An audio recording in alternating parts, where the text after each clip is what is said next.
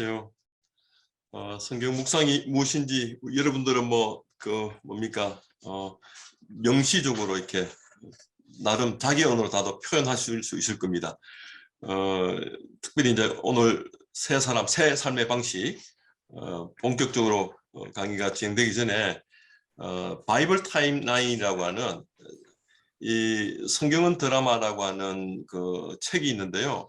그 마이클 보인하고 그 크레이그 바르톨메우가 함께 그 공저했던 책인데요. 이 책이 2009년도에 IBP에서 이제 나온 책인데, 이 책이 성경 전체를 6개 6막 구조로, 여러분 혹시 이 강의한 그 파일로 받으셨죠?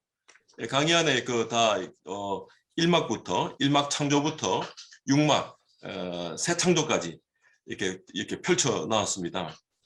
그래서 이 세계관 학자이기도 하고 이 성경에 관심이 깊은 이 두 저자가 성경 전체를 1막부터 6막 구조로 보고 있습니다. 그래서 하나님께서 자신의 나라를 시작하신 그 제1막 창조에서부터 2막 타락, 3막 이스라엘 이야기, 여기서 3막에서는 이제 타락 이후에 그 우리의 왕이신 하나님께서 이스라엘을 택하시고 구속해 가시는 이야기로 그 왕을 위한 백성들과 또 그 백성들을 위한 땅 이야기로 두 장면이 나옵니다.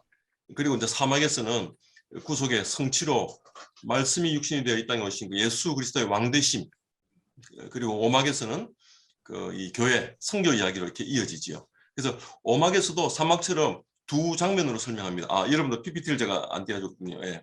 전체 이 6막 구조로 되어 있는 장면이고요. 그래서 오막에서도 이 삼막처럼 두 장면이 나오죠. 첫 번째 장면은 예루살렘에서 로마까지이고, 두 번째 장면은 복음이 온 세상 속으로 퍼져나가는 이야기를 이렇게 담고 있죠.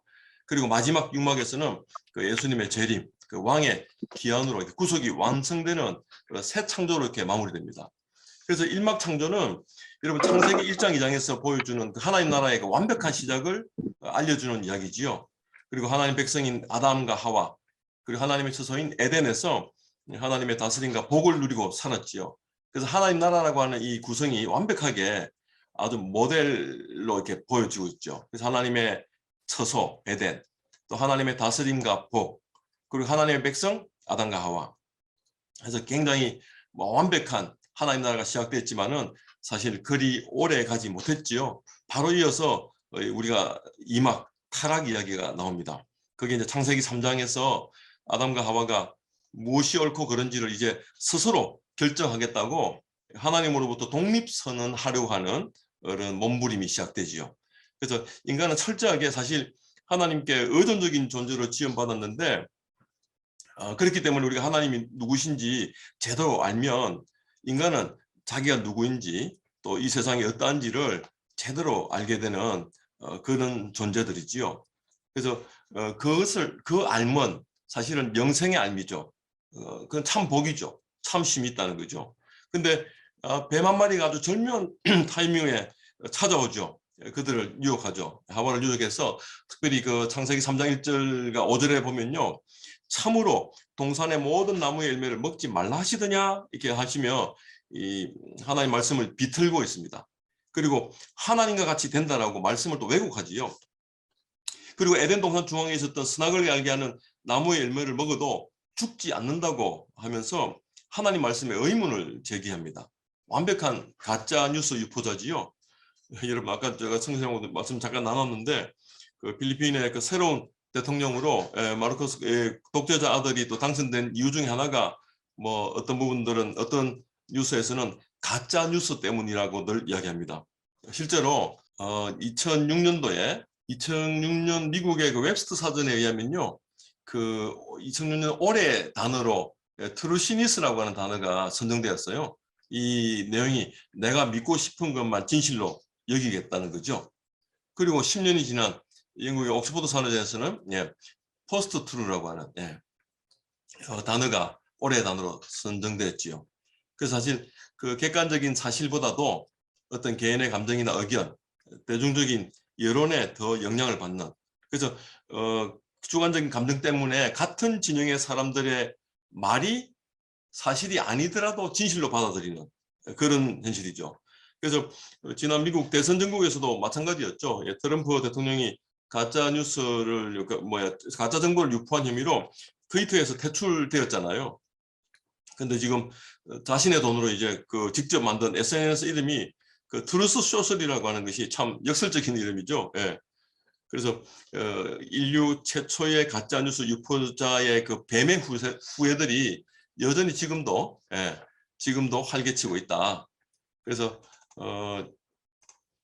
2막 이후에 여기 전환이 잘 안 되군요. 2막 이후에 타락 이후에 그래서 이 가짜 뉴스의 유포자들, 뱀의 후예들이 지금도 여전히 이 세상에 난무한 시대다. 그래서 사실 다시 이제 창세기로 돌아가서 여러분들 에덴 동산 중앙에 있었던 그 선악을 알게 하는 나무의 열매를 먹으면 정년 죽는다고 했잖아요. 그들은 하나님의 말씀을 노골적으로 불순종합니다. 이 하와와 뱀의 이 유혹, 하와는 뱀의 유혹에 반응하기 시작했고 그 뱀의 말에 경청하기 시작하죠. 그래서 하나님 말씀을 묵상하지 않고 뱀의 말과 자신의 생각과 상황을 깊이 묵상하기 시작합니다. 어쩌면 그 자기 생각을 뱀의 도움으로 강화시켜 가고 있죠. 그리고 명확하게 말씀하신 그 하나님의 말씀을 오히려 두리뭉실하게 해버리죠. 우리 역시 말씀을 묵상한다고 하지만은 이렇게 할 가능성이 매우 큰 사람들일 수 있습니다. 자신의 생각을 관철시키거나 또 투영시키기 위한 수단으로서 하나님 말씀을 수단화하지 않아야 하죠.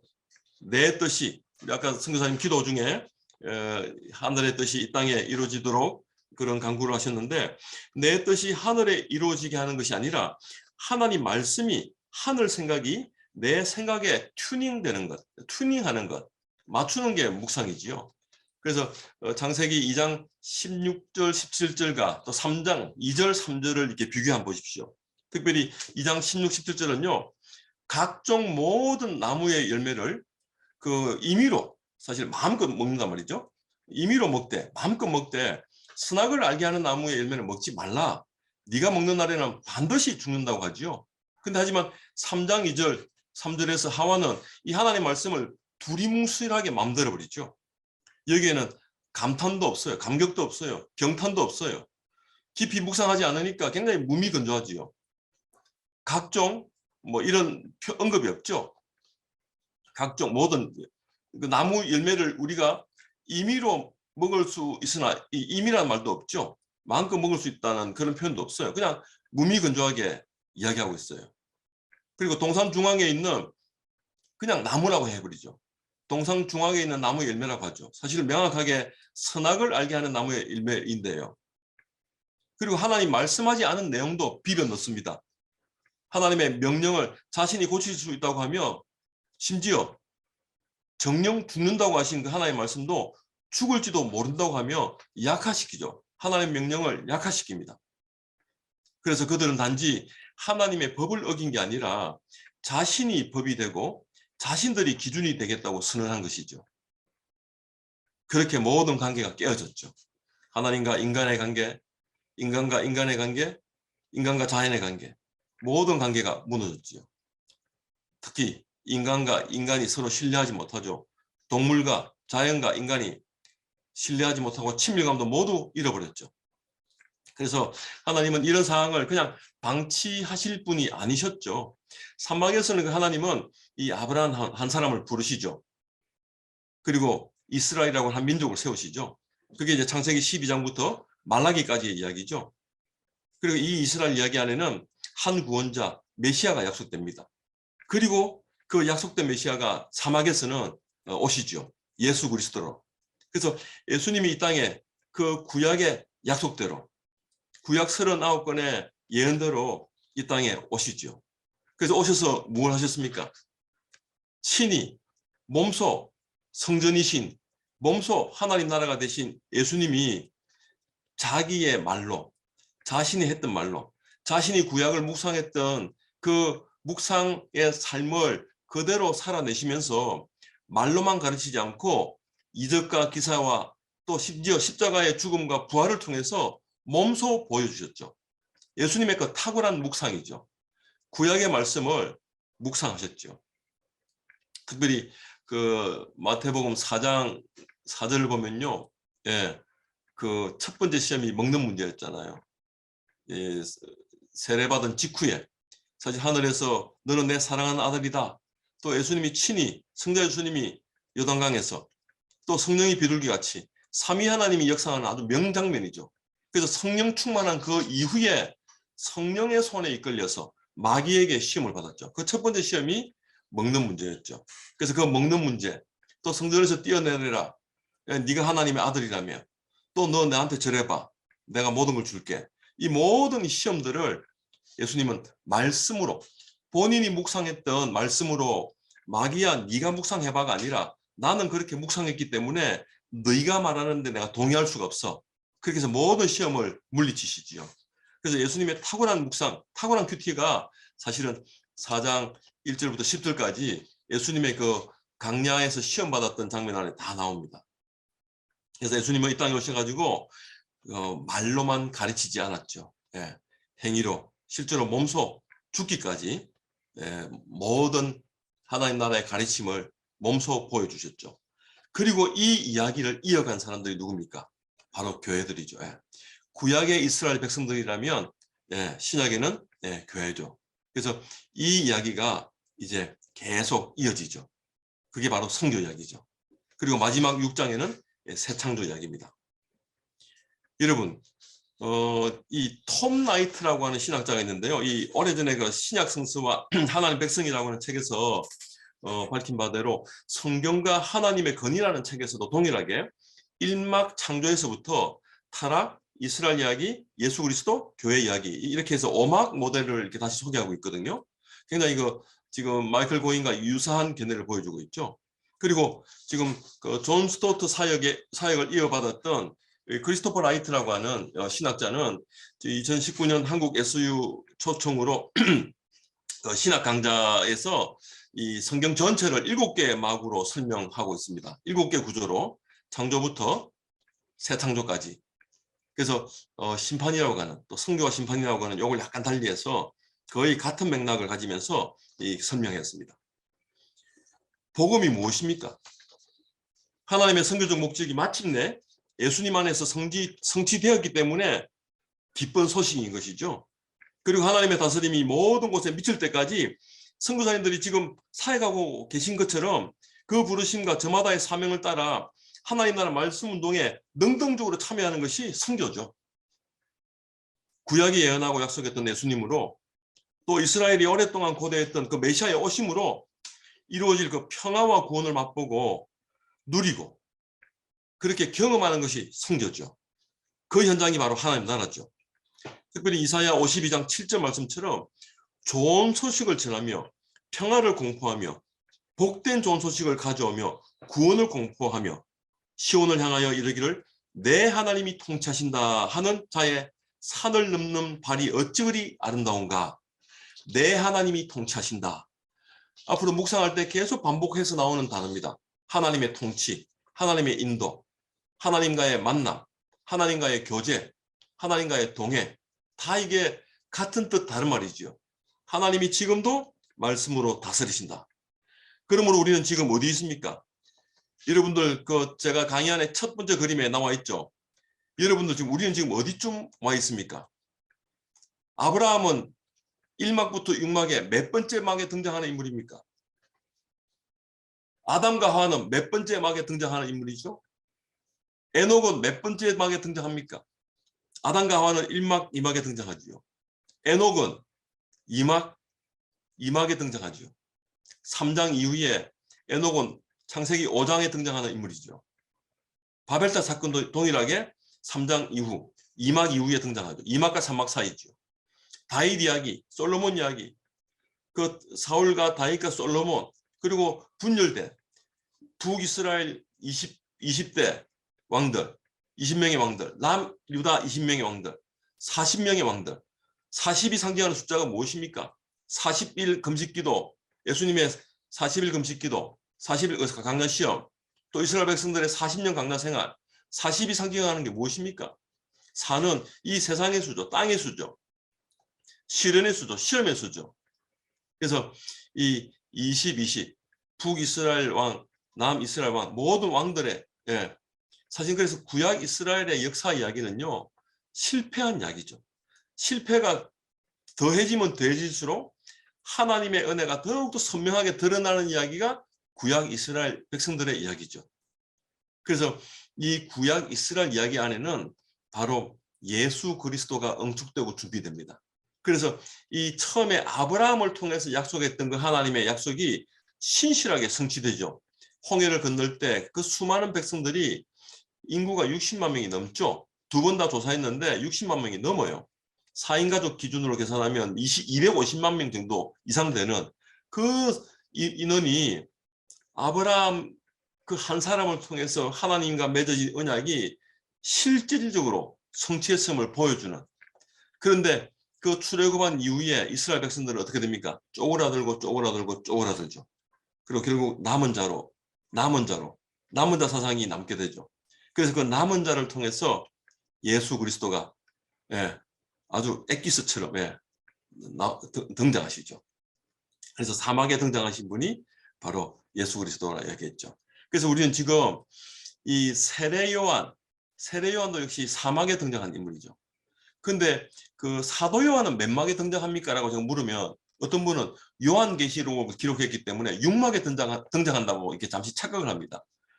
사도 요한은 여러분 그 성경을 몇 권 썼습니까? 사도 요한이 썼던 성경은 총 몇 권이죠? 제가 지금 손가락을 이렇게 이야기하고 있죠? 5권을 썼죠. 요한복음, 요한 1, 2, 3, 4, 그리고 요한계시록.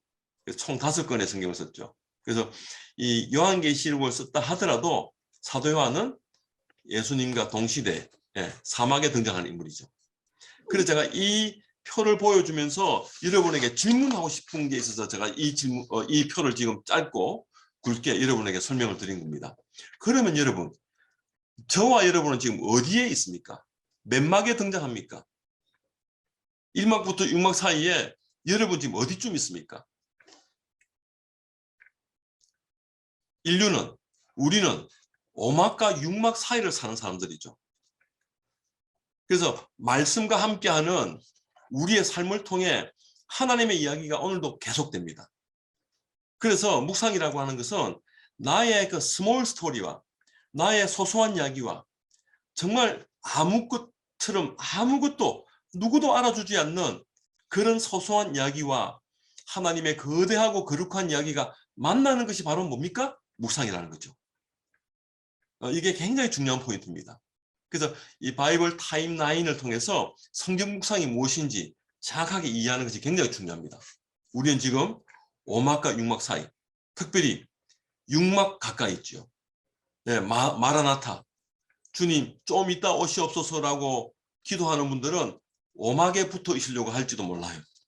그러나 우리는 지금 말세 중에 말세죠. 주님이 속히 오실 겁니다. 그때는 누구도 알지 못하죠. 그런 조짐들이 곳곳에 지금 있죠. 그래서 이 뭡니까 초기 기독교인들이 주님 오시는 것이 지체되는 것 때문에 서로 미워하고 서로 방탕해지고 서로 삶이 그리스도인으로서의 삶을 제대로 못 살아낸 일들도 많이 생기기 시작했죠. 그래서 여러분 인내해야 됩니다. 하나님 말씀 붙들고 하나님 말씀에 붙들려서 인내하고 하나님께 나아가는 것. 그게 뭡니까? 묵상이라는 거죠. 그래서 그리스도인이라는 것은요. 그리스도인은 여러분들 지금 여러분 강의 안에 있습니다. 여러분 강의한 그 그림 바로 밑에 있죠. 그리스도인은 먹거리가 달라진 사람들. 예수님을 주로 믿어서 새로 태어난 사람들이죠. 그래서 새 사람으로 부름받은 사람들, 소명자들이라고 이야기하죠. 소명받은 자들. 그리고 그리스도인이 되기 전에 옛 가치관이 오늘 우리가 그 고린도서 5장 17절 읽었죠. 누구든지 그리스도 안에 있으면 그는 새로운 피조물이다. 그리스도 안에 있으면 말씀 안에 있으면 새로운 존재가 되었다는 것이죠. 옛것이 지나갔다는 것이죠. 그리스도인이 되기 전에 그 모든 가치관, 그 과거의 어둠의 권세에 붙들렸던 가장 중요하게 여겼던 모든 가치들이 이제 말씀으로 예수님으로 새롭게 됐다는 것, 성경의 가치관으로 새롭게 되었다는 것이죠. 그게 그 새로워진 사람이 사명자라는 거죠. 그래서 이 우리 개인의 일상의 영역을 넘어서 공적 영역까지 미치는 성경적 관점, 기독교적 관점이 우리 세계관이라고 얘기하죠. 바로 이런 관점이 새로워진 사람들을 우리는 그리스도인이라고 해야죠. 그래서 지난주에 제가 이야기했다시피 우리는 읽기에 변화가 생긴 사람들입니다. 읽기가 새로워진 사람들입니다. 그래서 리얼 크리스찬이라고 하는 것은요, 먹거리가 새로워진 사람들, 의복이 새로워진 사람들, 그리고 삶의 주소지가 달라진 사람들이죠. 그래서 여러분, 제가 그 고성에 제가 그 뭐 집회가 있어서 한번 강의를 갔었는데, 거기에 목사님 예수 안 믿었던 어떤 집사님이 이제 지금 집사님이 됐는데, 그분이 과거에 흡연을 끊지 못해가지고 이 흡연 때문에 금연하지 못해가지고 굉장히 힘들었는데, 예수를 믿고 난 뒤에 그냥 하루아침에 뭡니까? 금연을 할 수 있었다는 거예요. 그냥 담배 냄새가 싫었다는 거예요. 담배 냄새가 싫고 그냥 담배가 딱 끊겨졌다는 거죠. 이 놀라운 경험들이죠. 예. 예수를 믿고 난 뒤에 정말 새롭게 된 아주 대표적인 사례 같아요.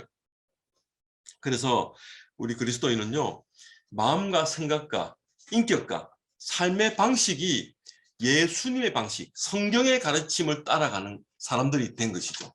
그래서 우리의 몸과 마음과 우리의 보는 시각, 새로운 몸, 새로운 마음, 새 봄, 새로운 시각이 생긴 사람들이죠. 그래서 의식주가 달라졌습니다. 그래서 예수님을 만나고 나서 예수님의 그 의, 예수님이 가르친 그 진리, 예수님이 드러내신 그 거룩함으로 우리는 옷 입고 그것에 덧입혀져서 사는 사람들이죠. 그래서 우리는 항상 그런 그 거룩함으로 새로워질 수 있죠.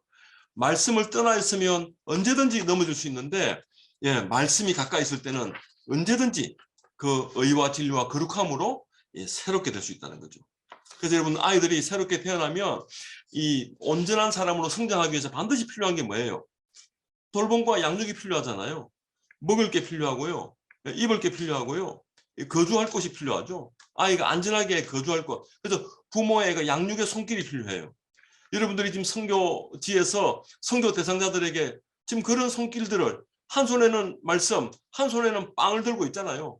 한 손에는 하나님의 말씀, 복음, 한 손에는 그 복음을 전달하는 통로로서 정서적인 빵, 육신의 빵, 그들의 필요를 위한 그런 것들을 들고 있잖아요. 그래서 빵이라고 표현하고 있잖아요. 한 손에는 생명의 양식, 한 손에는 육신의 양식, 정서적 양식.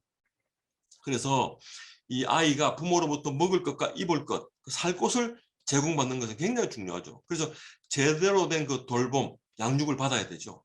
그래서 우리의 영적 구원도 마찬가지죠. 여러분들이 선교사님이 되기 전에 여러분들 과거를 한번 잘 되짚어 보십시오.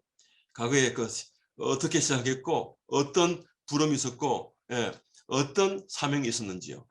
여러분, 부름과 소명과 미션, 사명, 콜링과 미션은 차이가 있죠.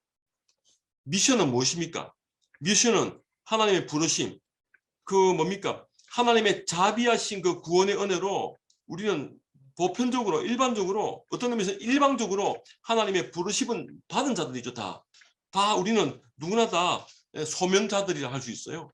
그래서 우리는 새 사람으로 부르심을 받은 사람들이죠. 그런데 미션, 사명자들은 무엇입니까? 그 두 가지 형태로 구분할 수 있죠.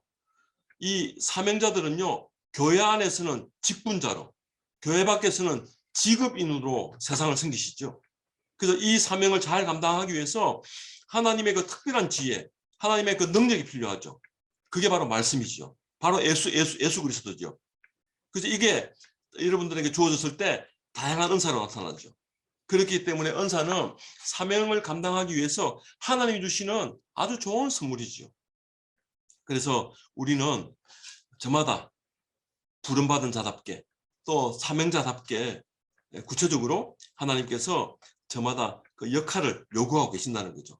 그런 의미에서 우리는 모두는 부름받은 자이자 소명자이자 사명자라는 것입니다. 그래서 우리는 하나님의 말씀으로 새로워집니다. 그래서 양육받아야 되죠. 그래서 이 말씀으로 자라야 된다는 거죠. 특별히 창세기 1장 1절에 태초에 하나님이 천지를 창조했다 이런 말씀이 있는데 그 장엄한 선언 뒤에 바로 이전에 땅이 혼돈하고 공허하고 흑암이 깊음 위에 있다라는 표현이 나옵니다. 그리고 하나님의 영은 수면 위에 운행하였다 이렇게 표현되어 있습니다. 여전히 삼위 하나님이 다 드러나시죠. 하나님은 말씀하시고 또 요한복음 1장 1절에 의하면 그 말씀은 예수님이라고 이야기했죠. 성자 예수님이셨죠. 그리고 하나님의 영은 수면 위에 운행하셨다. 이 운행하다라는 말이요. 이 원어에는 라프예요. 라프. 예, 운행하다. 히브리어로 이 라프라는 말인데 너풀거리다. 덥다. 그 물의 심연 위에 새처럼 내려앉았다라는 메시지 성경에는 그렇게 또 표현되어 있죠. 알을 품다. 마치 부모가 자녀를 양육할 때 하는 그 양육의 의미죠. 품어내는 의미죠.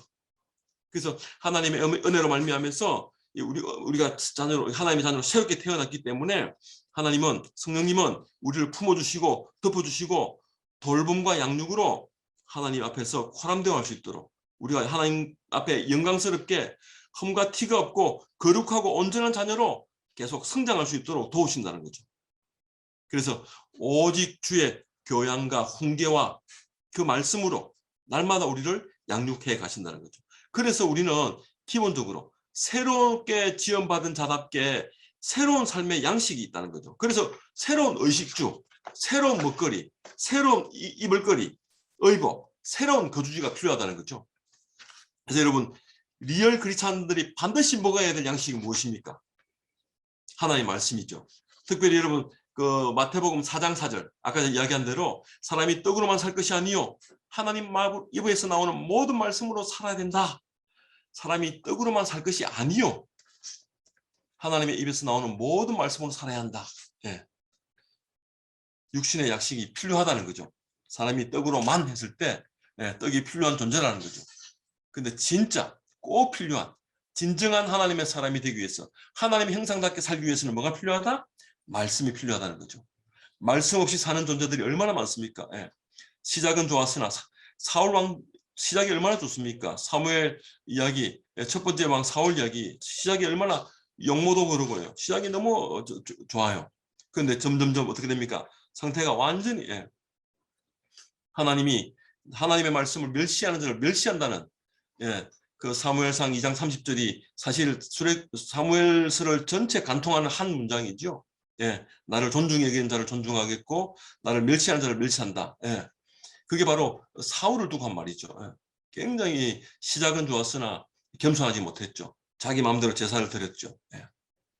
그래서 말씀이 내 안에 없을 때 나타나는 현상이 무엇입니까?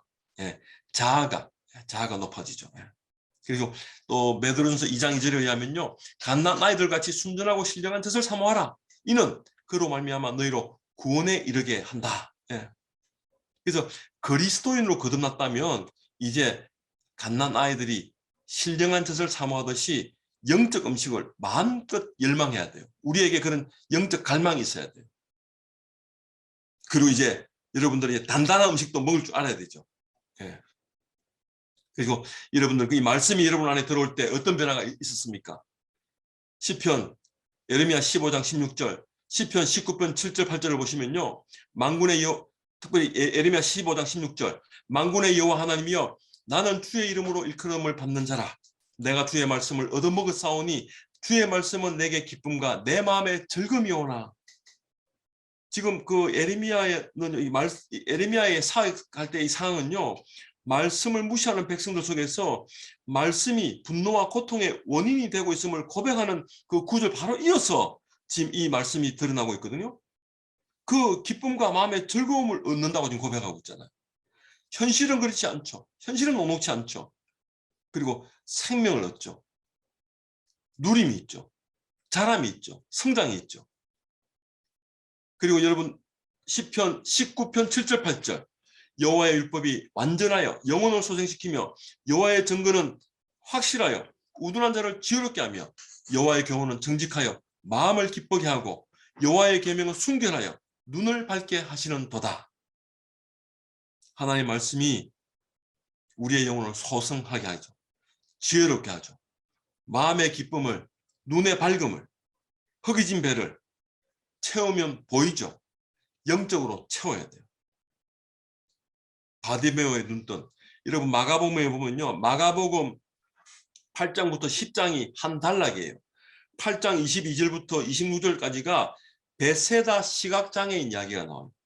그리고 10장 46절부터 52절까지가 바디메오 시각장애인이 나와요. 이 두 시각장애인을 앞뒤로 8장 10장을 감싸면서 8장부터 그 10장 사이에 제자들의 영적 소경 상태를 지적하고 있어요. 제자들은 예수님이 자기가 죽는다고 이 8장부터 10장 사이에 3번이나 이야기합니다. 예수님이 자기가 죽을 것이라는 사실을 3번이나 이야기하지만 제자들은 말귀를 못 알아들어 먹어요. 여전히 예수님이 다시 설명해 줘야 돼요. 그리고 서로 자리 다툼해요. 네가 높니 내가 높니. 예. 그래서 이 마가복음의 저자는요. 진짜 시각장애인은 누구다? 영적으로 시각장애인은 바로 눈 뜨고 있는 제자들 너희들이다 라고 하는 것을 지적하기 위해서 어쩌면 마가복음 8장과 10장 사이에 시각장애인을 중심으로 그 이야기를 배치하고 있는지도 몰라요. 그래서 눈을 떠야 돼요. 말씀 먹은 자에게 나타나는 현상은요. 보입니다. 말씀 너머에 하나님의 마음이 보이고 들립니다. 여러분들과 함께하는 선교 대상자들의 그 마음과 영적 상태가 보입니다. 들립니다. 공감 능력자가 되지요. 두 번째, 읽기의 변화가 생긴 사람들, 성경의 가치관으로 새로워진 사람들, 그 그리스도인이라고 이야기했죠. 그래서 리얼 크리스찬이란 의복이 달라진 사람들입니다. 의복이 새로워진 사람들입니다. 옷이 사람을 만든다라는 말이 있죠. 제가 영어로 써놨는데 여러분 갈라디아서 3장 27절 누구든지 그리스도와 합하기 위하여 세례를 받은 자는 그리스도로 옷 입었다. 예. 옷이 랄게라는 말이 있어요. 어떤 옷을 입으냐에 따라서 그 사람의 마음가짐이 달라지죠. 저도 평상시 넥타이를 잘 안 하는데 예.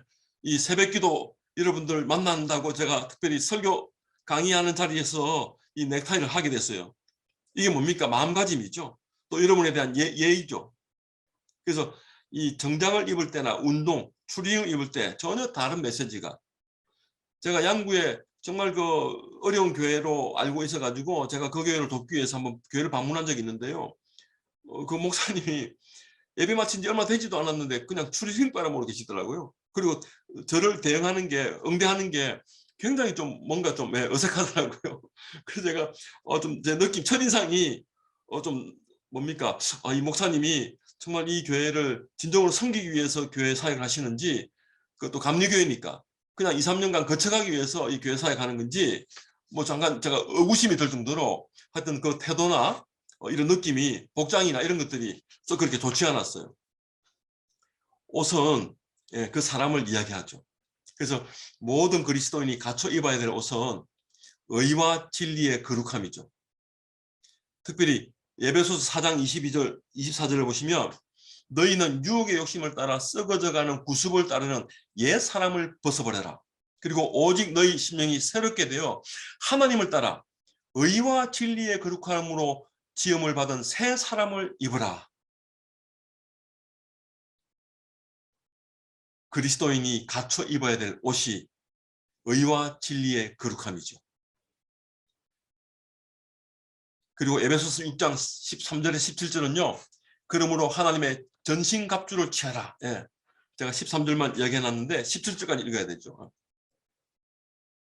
그런즉 서서 진리로 너희 허리띠를 띠고 의의 호신경을 붙이고 평안의 복음이 준비한 것으로 신을 신고 모든 것 위에 믿음의 방패를 가지고 이로써 너희 악한 자의 모든 불화살을 소멸하고 구원의 투구와 성령의 것 곧 하나의 말씀을 가져라.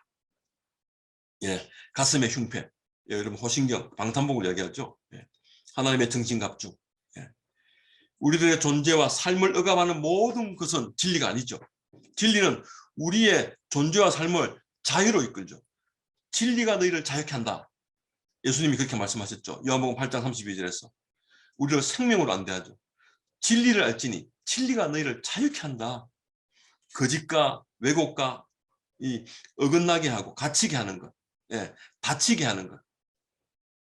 그것이 예, 비진리죠. 거짓이죠. 예.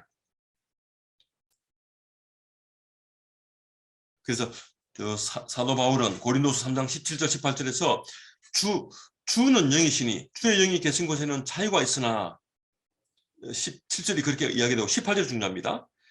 영광에서 영광에 이른다. 이런 표현이 있어요. 하나님과의 관계가 회복되고 하나님의 형상이 회복된다는 말이죠. 그 무엇에서도 종속되지 않는 오직 예수님 사랑의 메인 존재들. 네.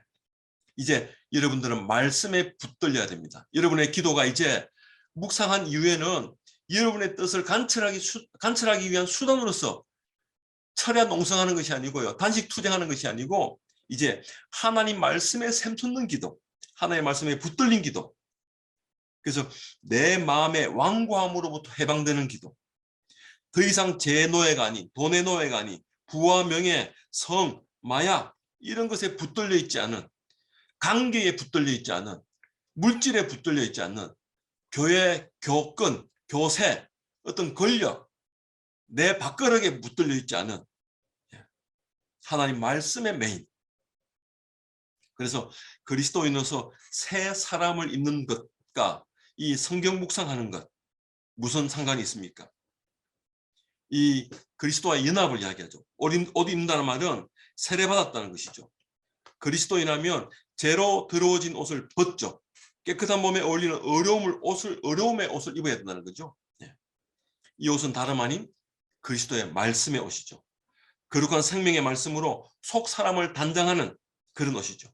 그러므로 매일 말씀을 묵상함으로써 우리 몸을 거룩하게 또 아름답게 가꾸어서 그리스도의 신부 공동체가 되는 것. 그게 우리의 사명이죠. 우리가 해야 될 일이죠. 그래서 우리의 존재와 삶이 이게 자유롭게 되는 것. 이 하나님은 우리를 그렇게 자유롭게 이끄시거든요. 그 하나님 말씀 안에서 누리는 자유가 진짜 자유죠. 그래서 주 안에서, 예수 안에서, 그 사랑 안에서, 영원한 그 생명 안에서 그런 말씀을 이야기하잖아요. 그리고 마지막 세 번째, 리얼 그리스도인들은요, 거주지가 달라진 사람들이죠. 거주지가 새로워진 사람들이죠. 자궁에서 제가 우주로라고 이렇게 표현되어 있는데요. 특별히 자궁이란 말은 한자말로요. 그 아들 자자, 예, 직궁자잖아요. 그래서 그 특별히 엄마 몸에 있는 이 생명이 세상으로 나오기 전에 10개월 동안, 10개월 동안 머무는 아기 집을 우리 자궁이라 이야기하잖아요. 인간에게 가장 편안하고 아늑하고 또 영원히 그리워하는 그 돌아가고 싶은 집이 바로 그 자궁이죠.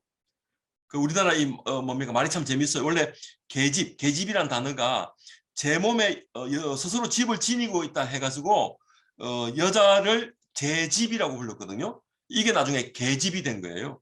참 말이 참 재밌어요. 그리고 우주는 또 무엇입니까? 우주도 집이죠. 우리가 성경을 또 전체 보는 패러다임이 있는데요.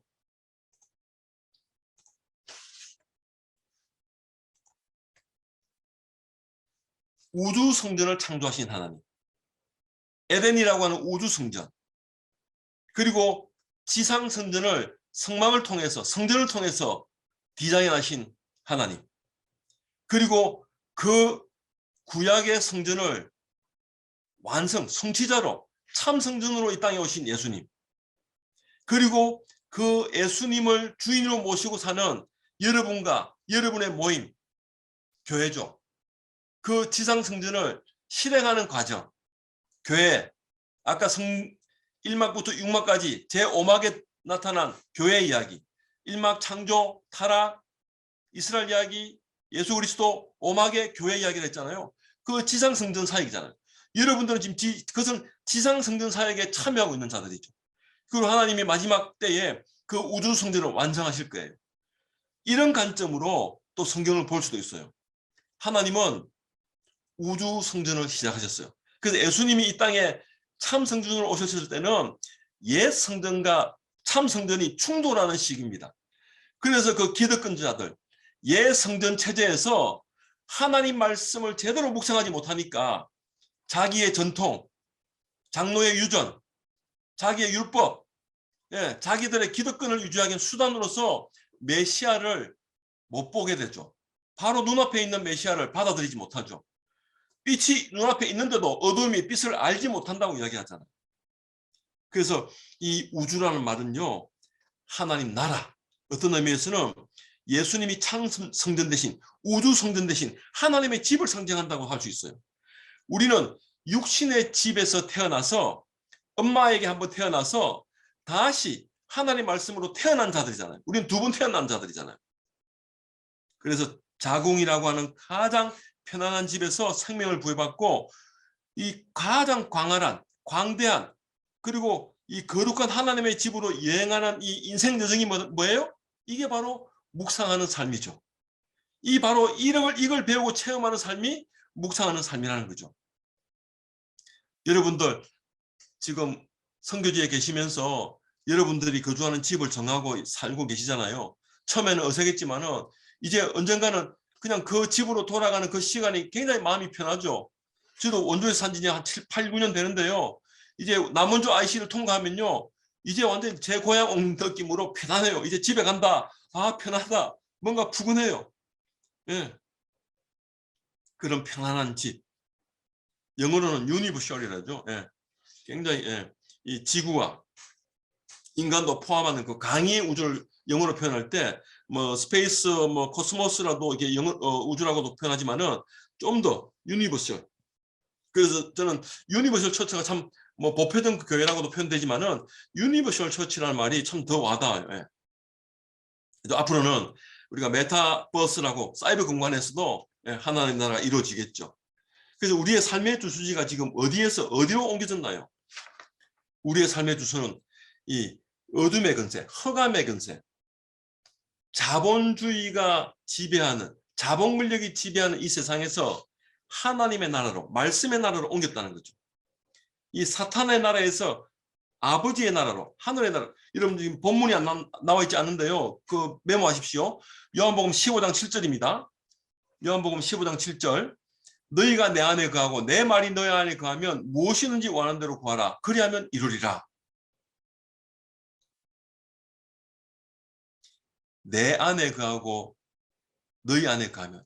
그 포도나무 비유를 말씀하실 때 아버지는 농부, 아들은 포도나무, 우리는 포도나무 가지라고 이야기하잖아요. 그래서 제가 우스갯소리로 아주 중요한 속담을 제가 여러분들 첫 강의 때 제가 이야기를 했는지 모르겠어요. 그 제가 만든 속담입니다. 뛰는 놈 위에 나는 놈, 나는 놈 위에 어떤 놈이 있다고요? 뛰는 놈 위에 나는 놈, 나는 놈 위에 노는 놈, 노는 놈 위에 어떤 놈? 붙어 다니는 놈. 15장 7절에 오늘 말씀이 내 안에 가고 내가 너희 안에 간다. 하나의 말씀이 잘 붙어 있는 사람. 이 삶의 주소지가 바뀐 사람들이죠. 하나의 말씀에 잘 붙들린 사람. 내 뜻이 아니라 하나의 말씀의 뜻을 행하려고 하는 사람들. 예수 안에서, 예수를 통하여, 예수를 위해서. 그래서 이 건강한 묵상 하는 가정과 공동체는요. 너와 내가 만나는 사건이 아니고요. 예수 안에 있는 내가 그리스도 안에 있는 너를 그리스도 안에서 만나는 사건이 바로 공동체죠. 이게 제 이야기가 아니고 보네프 목사님 말이죠. 그래서 커뮤니티라고 하는 이 공동체라고 하는 영어가 이 컴이라는 단어와 미누스, 이 선물이라고 하는 헬라어의 그 원어죠. 함께와 선물, 서로에게 선물이 되어주는 관계, 그런 모임을 공동체라고 이야기하죠. 서로에게. 그래서 우리는 흑암의 근세에서 건져짐을 받아서 사랑의 아들의 나라로 옮기죠. 그래서 이 그 묵상이라는 말은요, 다른 말로 하면 악을 극복하고 하나님의 말씀, 하나님의 공동체를 세워가는 예배와 공동체가 회복되는 기간입니다. 지금 이 묵상하는 삶, 오막과 육막의 삶은요, 하나님이 창조하신 그 선한 창조가 악으로 훼손되었거든요. 그러나 이 묵상하는 우리를 통해서 선교사님들의 사역을 통해서 점진적으로 이 악을 극복해 가고 있습니다. 예배를 통해서 악을 극복하고 공동체가 회복되는 기간이죠. 그래서 이 아들의 나라를 완성해가는 영원한 영광 가운데 계신 하나님과 그의 백성이 있어요. 지금 영원한 영광 가운데 홀로 계신 하나님이 창조 1막에 영원한 영광 가운데 하나님과 그의 공동체가 백성이 있어요. 그래서 하나님은 나에게 말씀을 주시지만은 나에게 말씀하시지만 목표는 지향점은 어디 있습니까? 공동체를 회복하신다는 거죠. 나를 통해서 공동체를 회복해 가신다. 그래서 그리스도 안에 거한다는 참된 의미는요. 하나님 말씀 안에 머문다는 거죠. 잠깐 머무는 나그네처럼 잠깐 스위치를 그냥 꼽았다 그냥 빼는 것이 아니라 계속 플러그 인되었다는 거죠. 예. 전기밥통에 밥이 되려면 플러그 인돼 있어야 된다 했잖아요. 예. 여러분 제가 그 밥솥에 스위치 밥을 안 치고 스위치 온을 하고 이 플러그를 끼다 꼽았다 이러면 밥이 돼요, 안 돼요? 플러그를 여러분 그 밥통에 밥을 잘 안 치고 놓고 스위치를 켰어요, 온 했어요. 그리고 이 플러그를 끼다 꼽았다 이러면 밥이 돼요, 안 돼요? 자, 현장에서 막 모션으로 이렇게 하면 다들 제 모션으로 다 속아 넘어가지고 다 밥이 안 된다고 이야기해요. 근데 제가 뭘 이야기했습니까? 끼인 거나 꼽은 거나 같은 말이죠. 플러그 인돼 있단 말이잖아요. 예. 계속 플러그 인돼 있어야 돼요. 예. 그래서 이 그 그리스도 안에 거한다는 참된 말의 그 의미는요. 계속 지속적으로 머물러 있어야 한다는 거죠. 말씀에. 그래서 아침에 묵상했던 이 말씀이 예, 계속 하루 종일 나를 지배하는 것. 그래서 자칫 여러분들이 판단이 안 설 때, 여러분들이 결정 앞에서 헷갈릴 때 빨리 예, 다시 말씀을 오늘 봤던 걸 보는 거죠. 하나의 말씀 내가 기도하면서 메모했던 거 또 하나의 말씀을 다시 되새기면서 하나님의 다스림을 즐거움으로 받아들이는 거. 다시 묵상하고 기도하는 거. 그래서 기도 응답은 100%다 받아요. 하나님이 응답하시면 가라 하면 가면 돼요. 가지 마라. 멈춰라. 멈추면 돼요. 근데 아무 말씀도 안 하시면 어떻게 해야 돼요? 네, 기다리면 되죠. 그래서 우리는 모두가 다 기도 응답을 받을 수 있는 말씀을 통해서 기도 응답을 받는. 그래서 묵상이란 하나님 말씀이 날마다 나에게 내려오고 내가 그 말씀 앞에서 지속적으로 반응하는 그 말씀 앞에 머무는 삶. 그리고 나의 피로를 나의 그 괴로움 또 말씀 앞에서 내가 안 되는 부분 용서를 구하는 부분 또 감사한 부분 또 새롭게 다짐하는 부분 이걸 하나님께 올려드리는 거. 이 말씀이 내려오고 나는 기도를 응답하는 거. 말씀과 기도가 상호작용하는 거. 이게 묵상이라는 거죠. 그래서 리얼 크리스찬이란 이 상호작용이 말씀 성경과 함께 이 상호작용이 지속하는 것. 그래서 이것이 지속될 때 언제까지? 주님 다시 오실 때까지. 그래서 크리스찬이란 밑에 제가 지난주에도 이야기했다시피 따르는 자, 배우는 자, 섬기는 자죠. 그래서 저는 그리스도인이기 때문에 묵상합니다.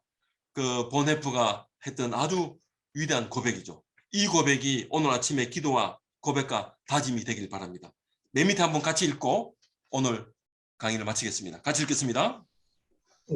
저는 선교사이기 이전에 성도이기 때문에 묵상합니다. 저는 이 고백이 여러분의 앞으로의 고백이 되기를 소망합니다.